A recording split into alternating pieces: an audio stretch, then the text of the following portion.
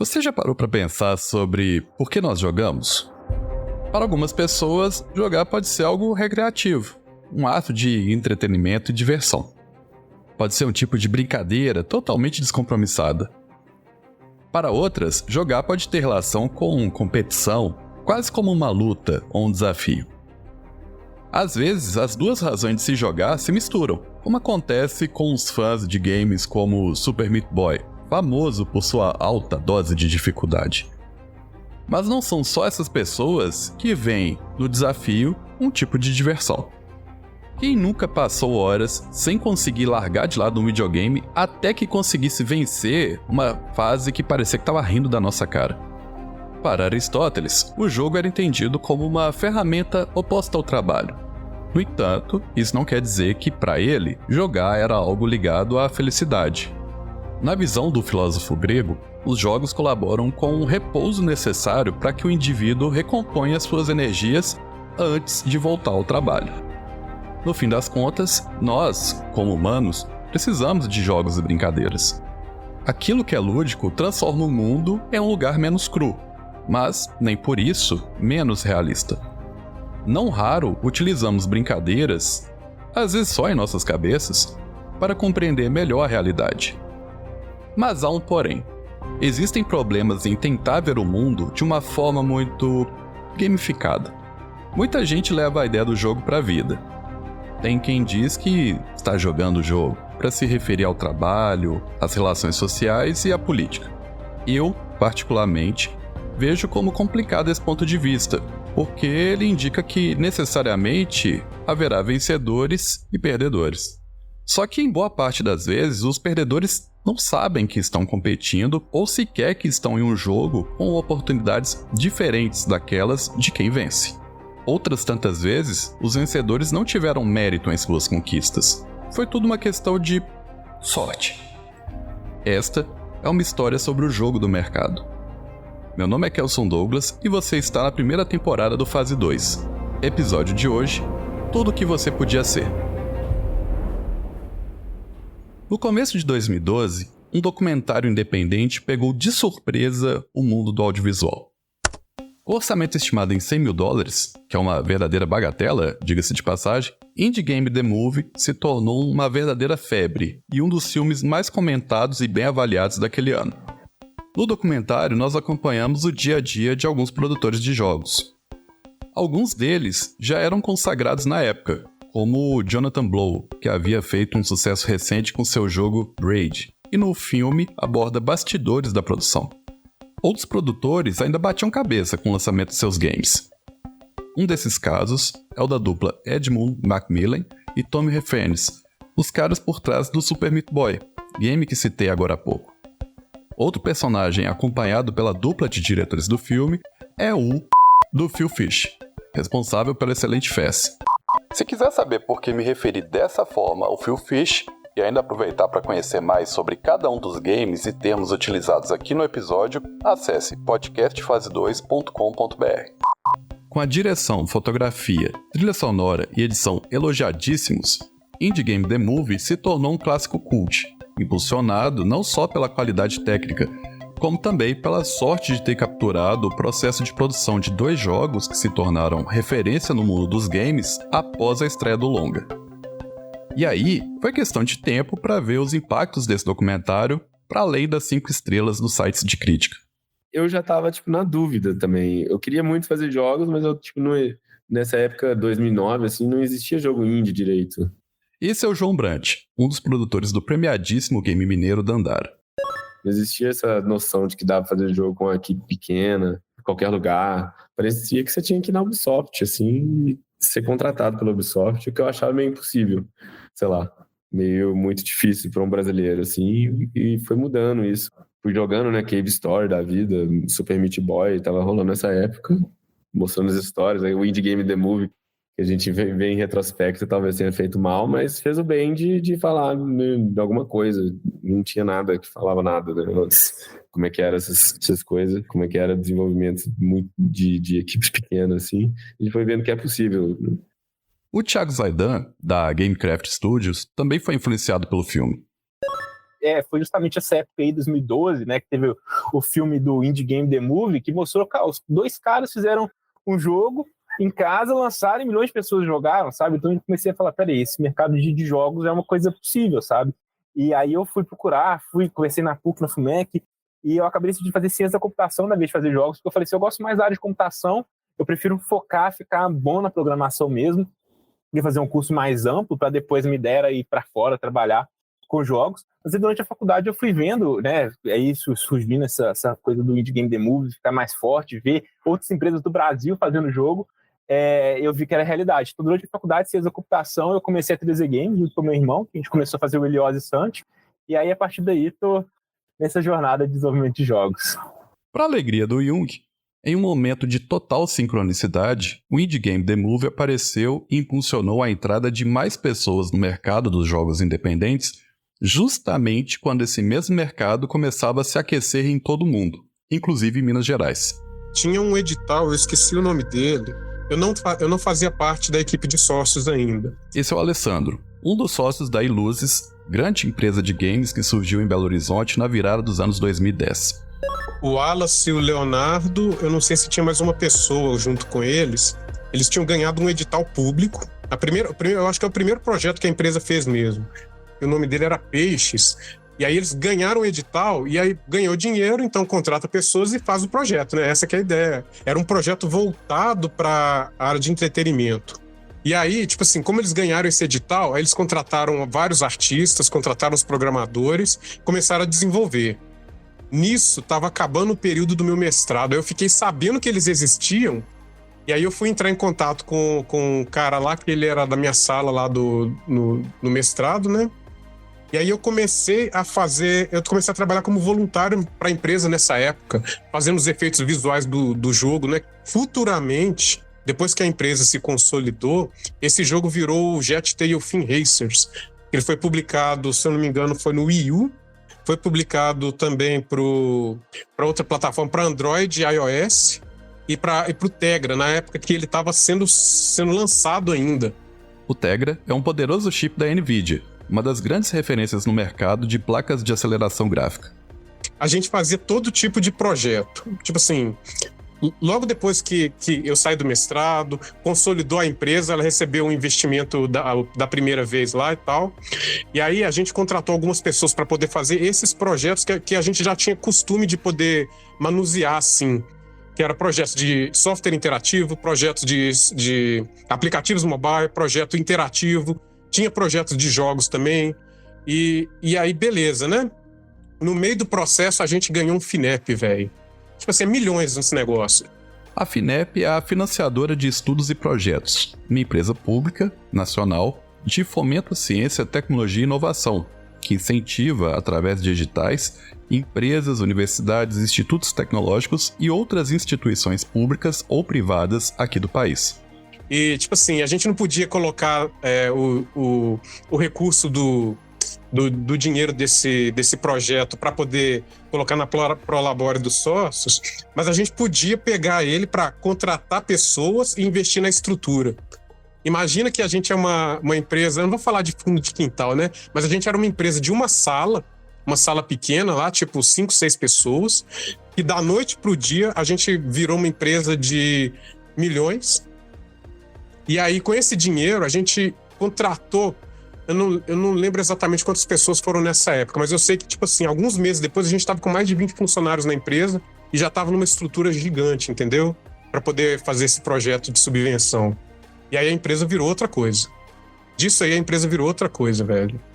Outra empresa mineira de games que surgiu nesse período foi a Mopix, do Raoni, que já apareceu por aqui em episódios anteriores.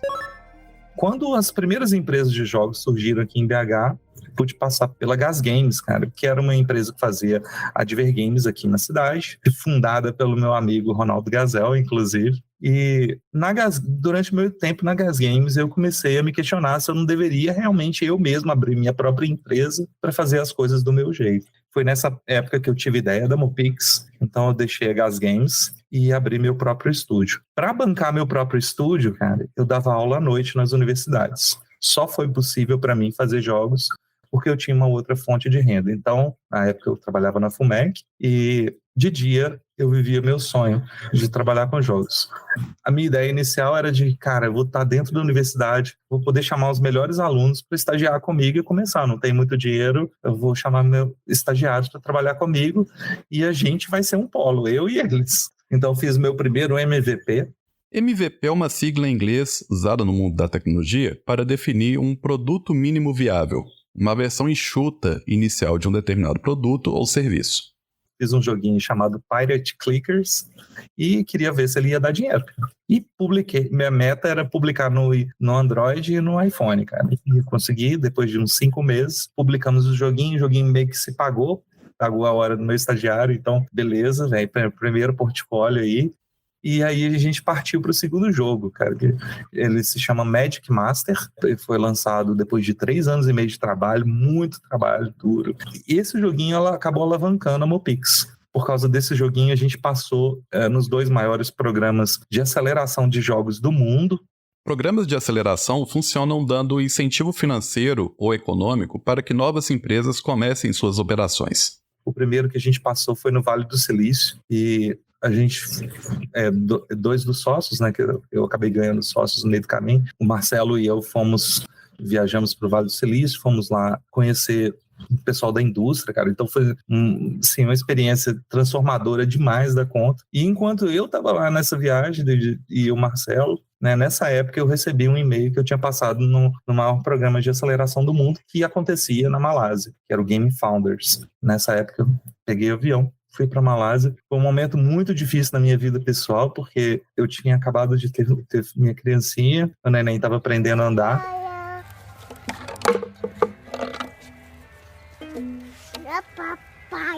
E aí, cara, eu tive que ficar uns meses, 3 meses longe da minha criança, nessa época, né, da minha família aqui no Brasil, e fui lá para Kuala Lumpur, na Malásia, para poder estudar jogos. Nesse momento, precisamos falar sobre o trabalho do cuidado.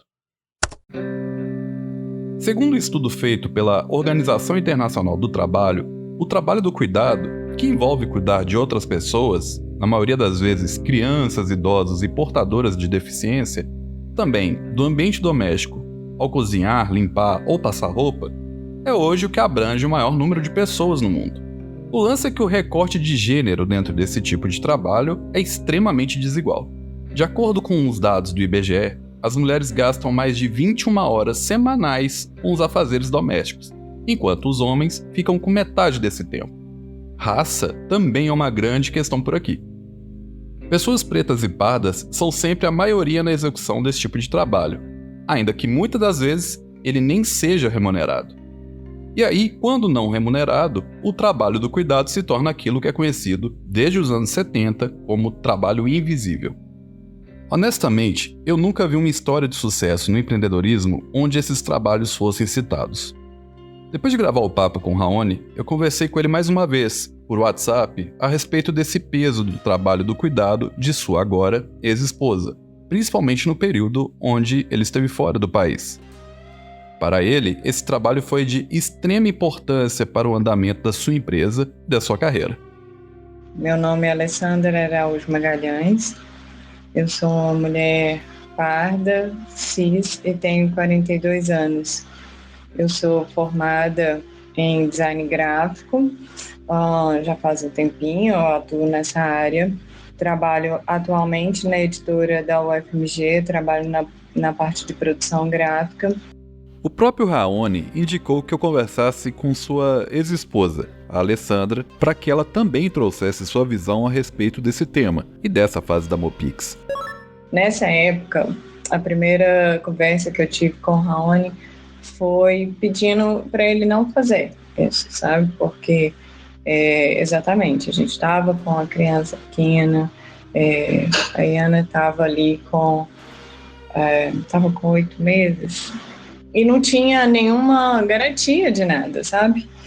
Mas aí a gente continuou conversando e o Rony me convenceu de que seria importante que ele participasse desse primeiro projeto, assim, fora, e seria lá nos Estados Unidos, né?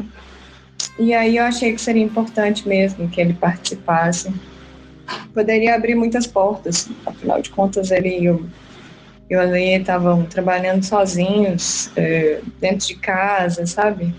E ainda era uma situação bem, meio que improvisado, assim, né? Bem coisa de desenvolvimento de jogos de garagem, assim.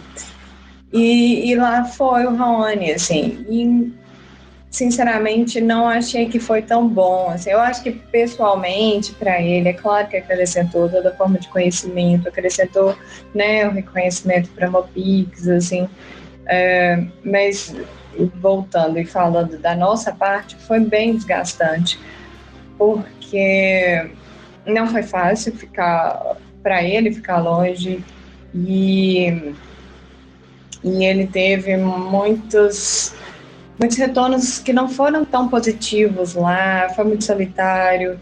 Então, assim, a gente fazia ligações de vídeo todos os dias, mas era uma coisa muito desgastante, sabe? E foi bem sofrido aquilo, assim, de ficar nessa distância e tal. Sobre o cuidado com a Ana, na época, eu tive apoio da minha família. Então, fui para casa deles, fui para casa dos meus pais e fiquei lá, esse período que o Raoni viajou, sabe?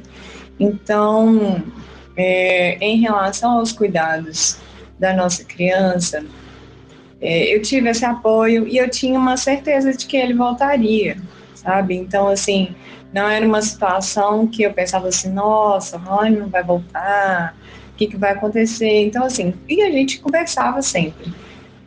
Você comentou aí sobre o trabalho invisível, e muitas vezes o trabalho invisível também é esse da escuta e de ficar de fora, né? E eu não estava lá com eles, eu não participei desses momentos, então, assim, eu acho que o que eu via era uma equipe, assim, tentando se acertar, tentando se ajustar, com algum reconhecimento, mas a coisa não fluía, sabe?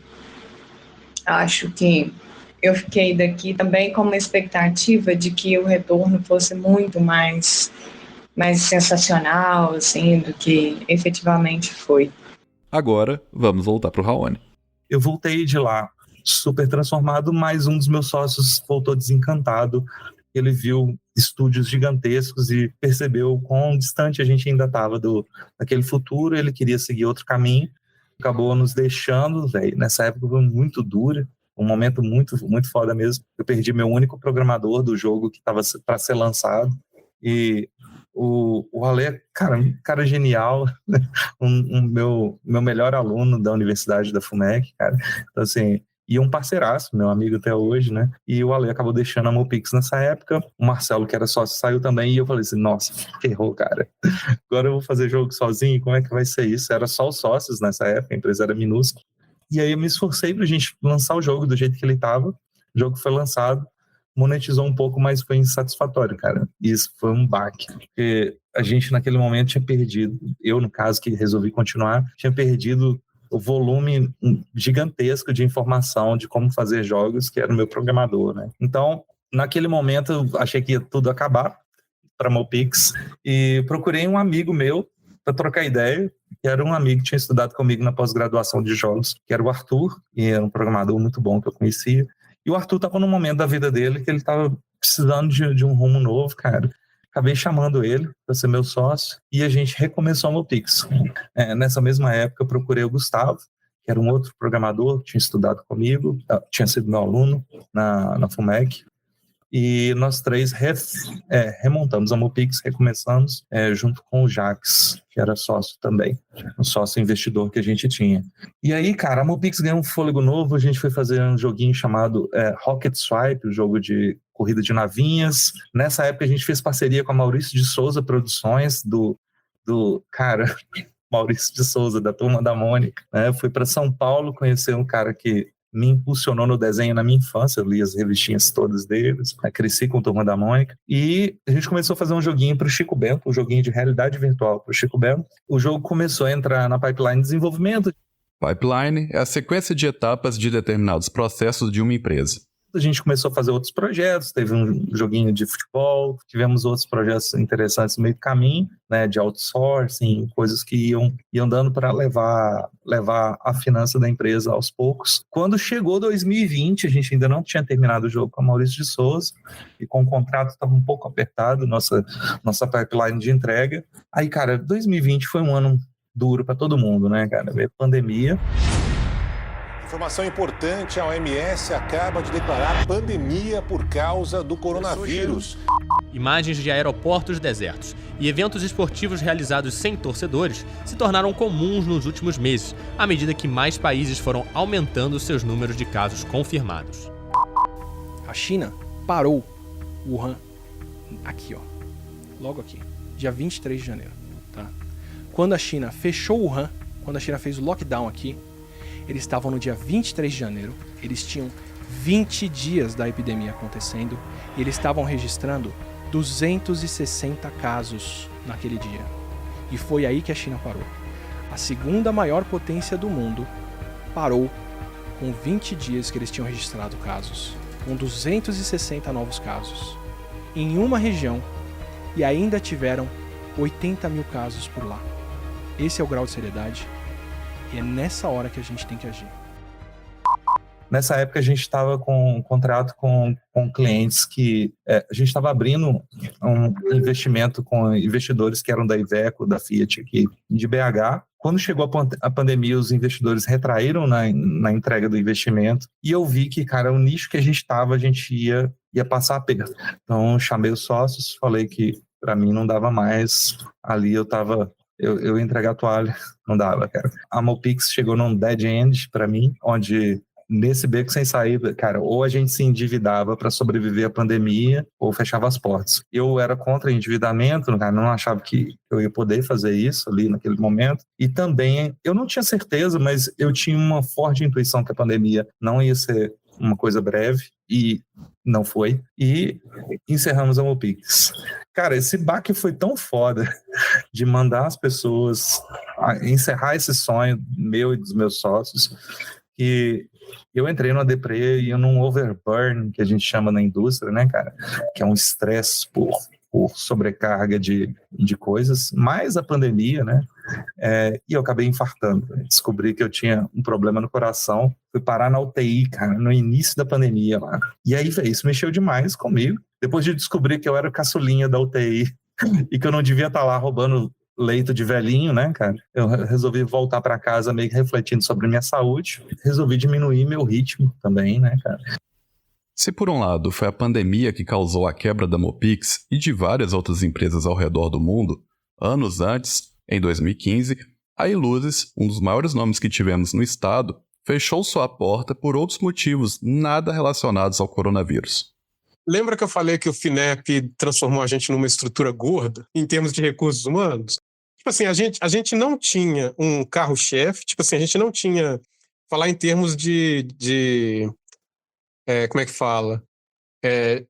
Gerência de empresas, né? A gente não tinha uma vaca leiteira na empresa. Tipo assim, a gente não tinha um projeto que consegue dar sustento financeiro para a empresa.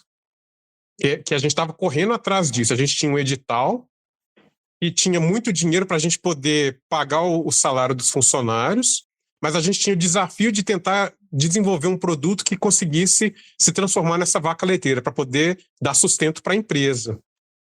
E nesses anos todos que a empresa existiu, ela existiu acho que por uns 5 anos. 5 anos. A gente estava tentando achar esse projeto, né? Eu acho que no mundo dos jogos eles falam muito em hit.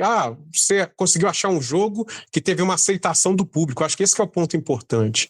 A gente não conseguiu achar um jogo que caiu nas graças do público.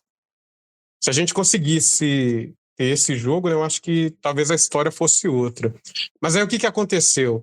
Chegou o final do recurso desse edital maior que a gente ganhou, a gente começou a pensar, e agora, o que a gente faz? Aí a gente abriu o capital, uma das decisões que a gente tomou lá foi abrir o capital da empresa, e a gente recebeu um investimento de um fundo de investimento daqui de BH mesmo.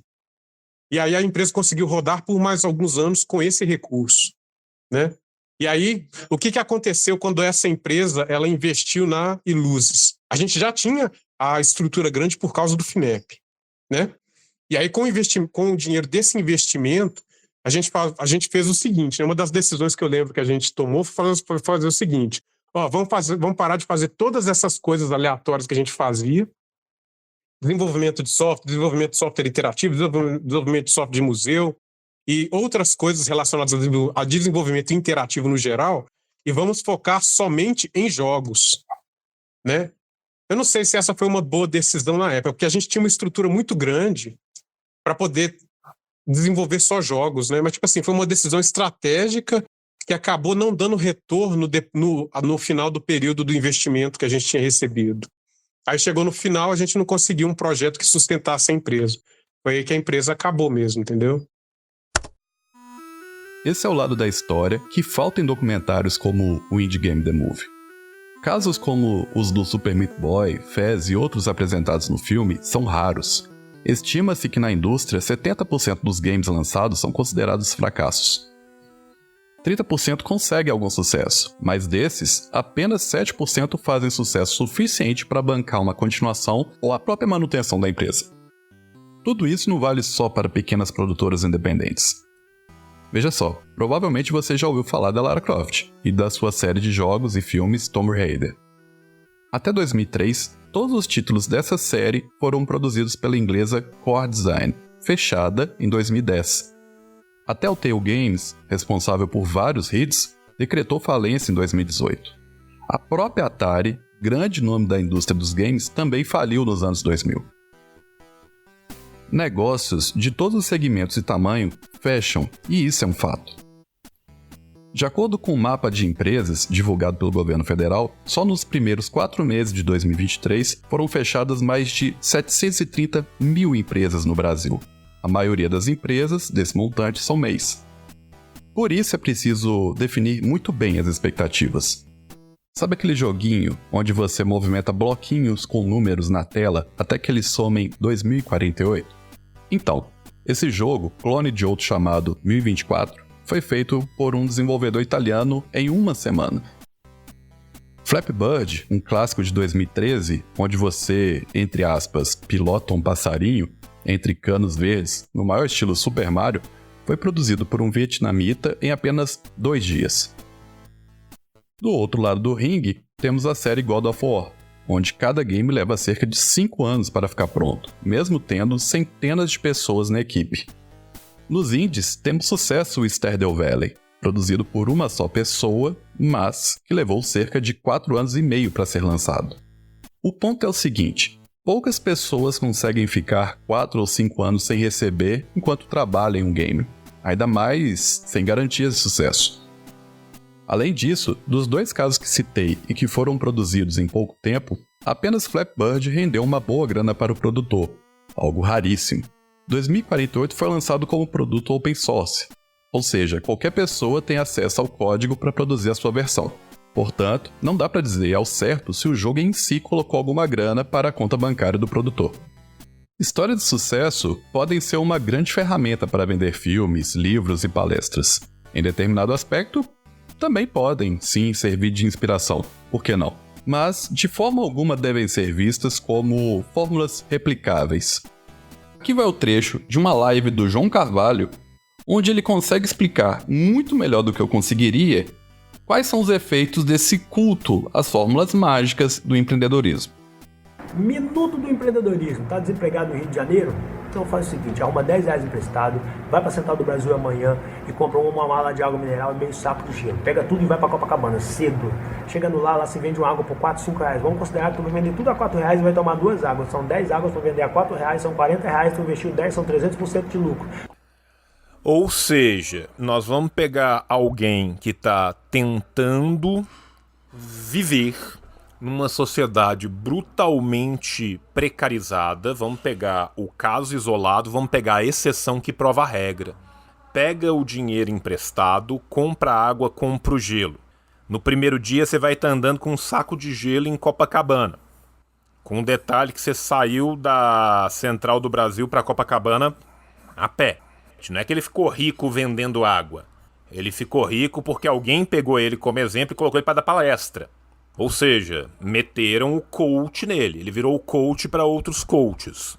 Mas aí beleza. Meio saco de gelo na lomba, queimando seu ombro, enquanto você segura ele em Copacabana. Vai derreter em pouco tempo. R$10 não compra o fardo d'água e o meio saco de gelo. Primeira coisa. Materialidade... Vamos ser honestos aqui. Com R$10 você compra o fardo d'água e o saco de gelo? Não compra. Mas esse não é o ponto. Aí beleza. Você compra o saco de gelo inteiro. Esse gelo vai derreter. Você tem que ter um lugar para colocar esse saco. Você tem que se transportar. Você come, tá, gente? Durante o dia você vai beber 2 águas. Você vai caminhar quilômetros e quilômetros, né? Começando da Central para Copacabana, de Copacabana de volta para Central, da Central de volta para sua casa, sem comer. Sem comer. Chupa o gelo. Chupa o gelo. Né? Daqui a pouco você monta um esquema de pirâmide. Daqui a pouco o que você vai fazer? Você vai poder ter o prazer de colocar várias pessoas precarizadas fazendo isso para você. Tá? Gente se alimenta, tá? Quando você caminha no sol sem parar, sem se alimentar, você desmaia. Você tem insolação. Você desmaia e se caga inteiro. Deixa eu te contar um segredo. Quando a pessoa tem insolação e desmaia, ela perde o controle de todos os esfíncteres. Se você tentar fazer isso, você vai acabar no chão, vomitado e cagado, sem água, sem dinheiro e passando mal. Tá? O máximo que você vai conseguir é economizar no seu ônibus, porque vai vir o SAMU te levar para um hospital. O fato das principais ferramentas de produção de games serem disponibilizadas gratuitamente na internet, oficialmente ou extraoficialmente pela pirataria, ajuda a fomentar esse discurso meritocrático extremamente problemático para todos. Sim, você pode aprender a usar a Unreal, a Godot ou a, Deus me livre, Unity gratuitamente em vídeos e blogs pela web afora. Mas é a mão na massa. Em uma pesquisa publicada em 2023 pelo NIC-BR, foi apontado que mais de 90 milhões de brasileiros acessam a internet apenas pelos celulares. No caso das pessoas das classes D e E, 84% do acesso acontece por esse meio, mas não é por opção. Não é todo mundo que tem um computador em casa, muito menos um computador bom o suficiente para rodar essas plataformas de produção de jogos. Mas em um país forjado na meritocracia, onde os livros mais vendidos são justamente os de finanças e autoajuda, os discursos dos coaches falam mais alto do que a realidade. Acontece que nem tudo é um problema apenas para as classes mais baixas. Saca só, quando você faz parte do seleto grupo capaz de produzir obras digitais, mas, mesmo assim, se vê falhando nessa produção, o impacto disso pode ser bem negativo.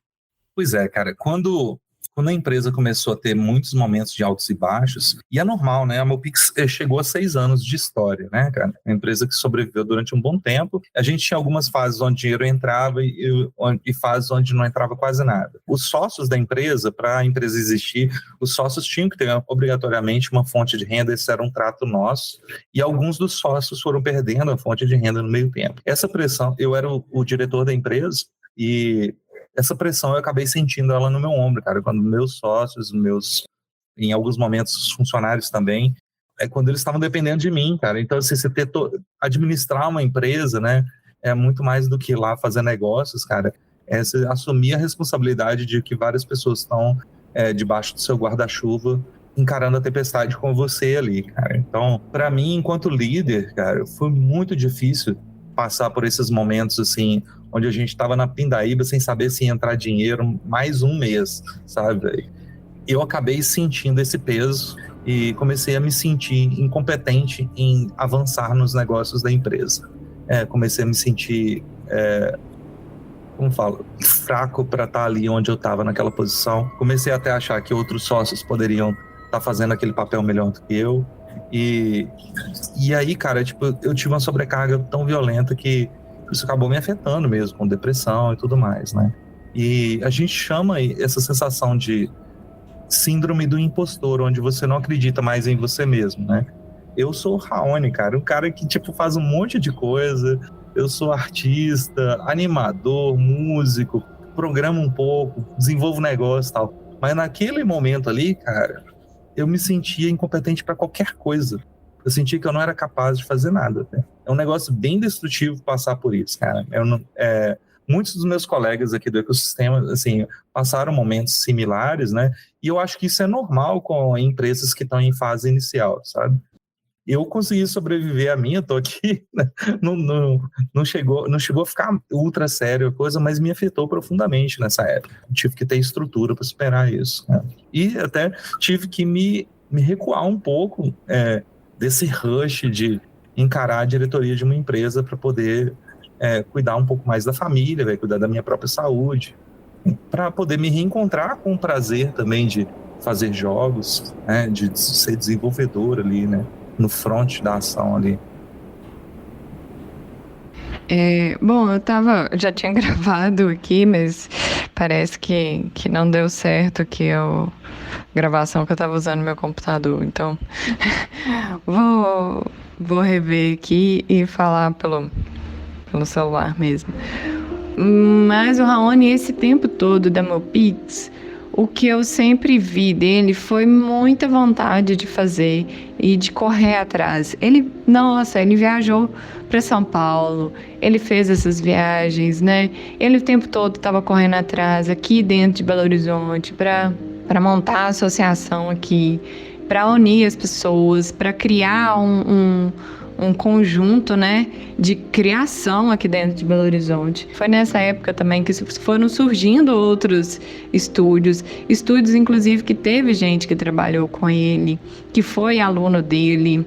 Ele conseguiu, assim, fazer um desenvolvimento de jogos dentro de um cenário muito difícil, assim, muito inóspito, né? Tem muita gente competente aqui em Belo Horizonte, tem muita gente batalhadora demais, assim, correndo atrás mesmo de fazer um negócio bacana, assim. No clássico e obrigatório realismo capitalista, Mark Fisher, em um determinado momento, escreve sobre como hoje as pessoas conseguem ver claramente os efeitos do capitalismo tardio, onde suas contradições ficam cada vez mais escancaradas. No entanto, essas mesmas pessoas se sentem capazes de fazer alguma coisa que mude essa condição. Isso tem um impacto gigante para a saúde mental de todos nós. Não é fácil para ninguém tentar sobreviver nesse tipo de sistema enquanto assistimos a uma crise climática criada por empresas. A cidade de BH registrou a maior temperatura da história nessa segunda-feira. Esse recorde foi quebrado por volta ali das 2 da tarde, quando os termômetros chegaram aos exatos 38,6 graus Celsius, na região da Pampulha. E segundo a Defesa Civil, essa é a temperatura mais quente já registrada desde o início das medições. Sabe quando começou? 1910. De toda forma, não é o trabalhador que é o impostor desse jogo. A França entrou em mais uma onda de protestos contra as reformas previdenciárias. O presidente Emmanuel Macron já gerou um burburinho enorme. Os manifestantes criaram até um hino. Durante a marcha na frente do prédio da Bolsa de Valores Europeia Euronext, sinalizadores foram disparados. As pessoas criaram um hino contra a aposentadoria. Eles dizem, mesmo que Macron não queira, nós estamos aqui. Aumentar a idade da aposentadoria de 62 para 64 anos provocou uma tempestade de manifestações que dura meses na França. Vamos falar da França, né? Deixando um pouco de lado os problemas de xenofobia e roubos de minas de países mais pobres, o fato é que poucos sabem manifestar tão bem suas insatisfações quanto os franceses. E é de lá, da França, que vem um bom experimento que aponta como existem maneiras diferentes de se pensar na produção de games.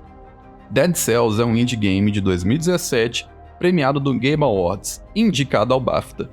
Um jogo que já vendeu mais de 10 milhões de cópias e é produzido não por uma empresa qualquer, mas por uma cooperativa anarquista de trabalhadores. Esse experimento se chama Motion Twin e faz questão de estampar na capa do site que não tem chefes e que todos são iguais.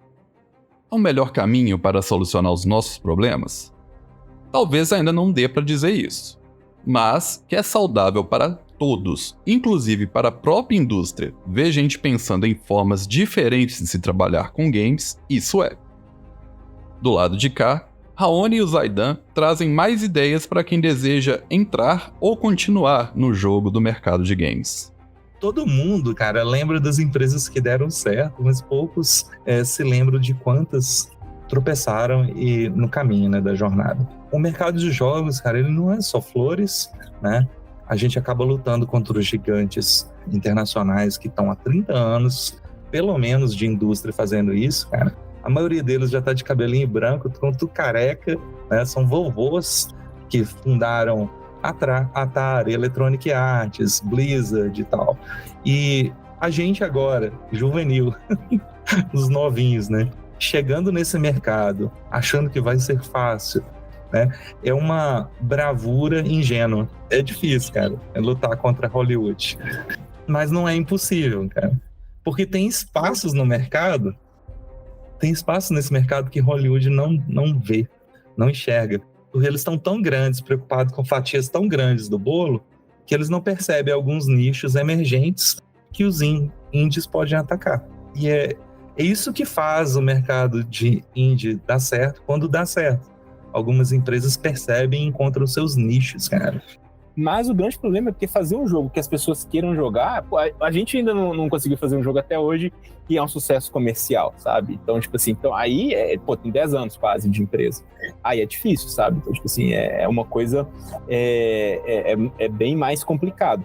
O serviço, ele é legal porque você consegue, é uma coisa mais direta, né? Você está oferecendo tal coisa e a pessoa paga em volta. Mas se você oferecer tal coisa, você tem que mostrar que você tem essa capacidade.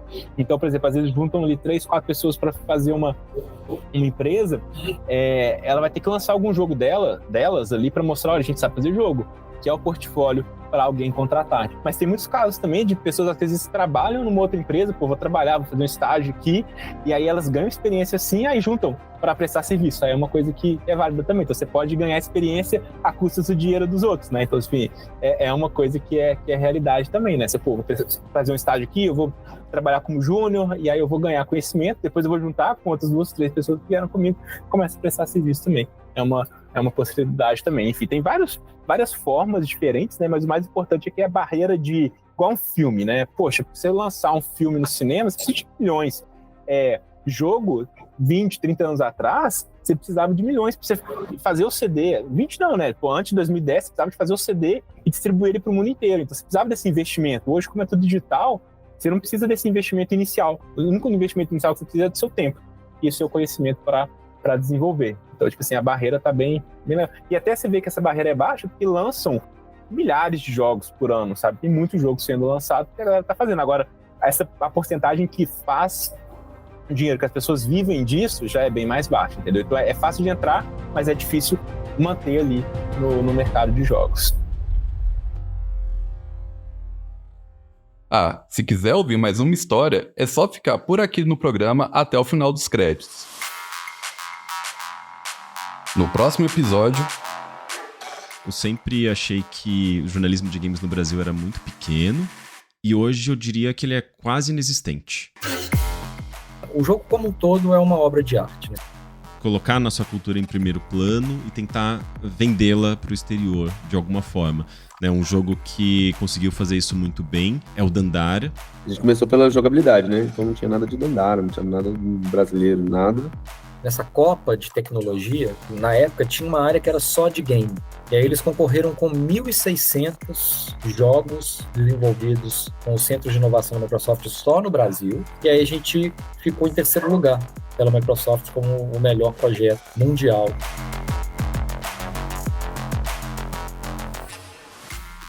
O Fase 2 é um podcast independente, que conta com o apoio da Rádio Inconfidência e da empresa mineira de comunicação, a AMC.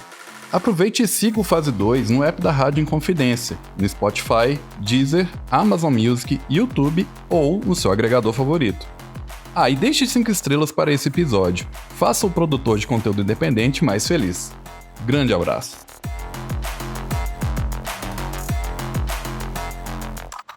Ela fechou, né? Fechou, sei lá, no começo dos anos 2000 e tal. E aí, muitos anos depois que veio surgir, né, a Plug & Boom.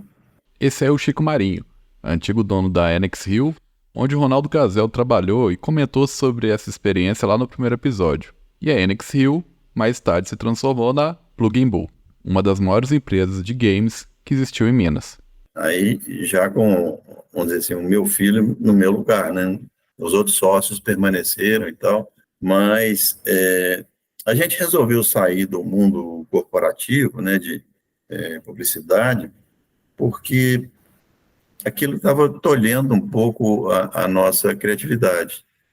E a gente foi com muito ímpeto, né? Assim, a gente estava pensando coisas lá 15 anos para frente, né? Quem falou isso para a gente foi um consultor da Fiat. Ele foi encomendar era um quiosque, uma coisa assim, né? Um simulador, não lembro o que era. O cara ficou olhando para a gente conversando, dando ideia, que negócio, ele parou e olhou para a gente e falou assim, vocês vão quebrar. Aí todo mundo parou assim, falou, por quê? Assim, vocês estão 15 anos na frente, está pensando em coisas que as pessoas nem tinham dispositivo ainda em casa para usar, né? Então, tecnologias novas, muito restritas e tal, então foi uma falha, assim, a gente foi com muita vontade nessa parte criativa, né? E aí, sim, né, a gente esqueceu um pouco essa parte da sobrevivência, do dia a dia. Então, mas como a gente criou outras coisas, acabou criando outras coisas, não como um produto acabado, né, mas como uma cultura. A gente começou a pensar essa questão do software, né, desenvolvimento, a gente teve uma oportunidade gigante, né, assim, em termos corporativos, que seria o Google hoje, por exemplo, né, entre aspas, aí. A gente tinha, a Guiatel era das listas telefônicas, né, tinha um banco de dados deles que eles tinham tudo, né, de nome, telefone, mais um monte de coisa, e tinha a CEMIG e a Telemig, tinha um mapeamento de Belo Horizonte inteirinho.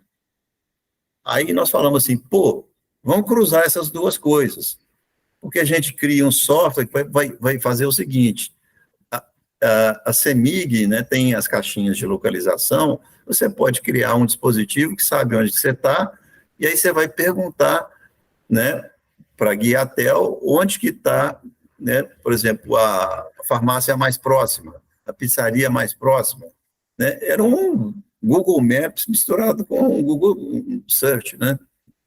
Nós mostramos para os caras, a ideia genial, os caras falam assim, esse negócio não vai dar certo, não. Eu falei, putz, grilo. Aí, tempos depois, surge, né, esses aplicativos.